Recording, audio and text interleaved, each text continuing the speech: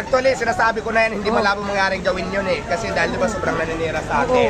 Ay naman pala, hindi siya customer eh. Buti sila, bakit maganda, ano? Ay ako naman, kasi nakikita naman natin lahat imposible. So, di ba? Actually, iniisip ko na yan. Walang imposible ba sa dami ng naninira sa atin. Walang imposible gawin yun. Sobrang galing. So, kaya naman, yun nga, yung mga pananakot, hindi ako natatakot kasi siguraduhin niya lang. Kasi anak buhay na kasalalay dito, nasasiraan niya ng ganun eh, di ba? Hindi naman pala din siya nag-order doon. Hindi. Hindi namin alam kung saan galing yun. Kaya na lang siya nag-react dito ng ganun-ganon. Tapos mananakot ka agad ng ganyan sa akin na isusumbong, sige magsumbong ka. Siguraduhin mo lang patunayan kasi kung hindi, kasi ganun ko lahat ng tao ko eh. Di ba? Ako naman ang magreklamo sa iyo. Ganun lang kasimple. May take out pa nga ako eh. Malaki yun eh. O at saka hindi. Hindi naman pala din kumuha doon ng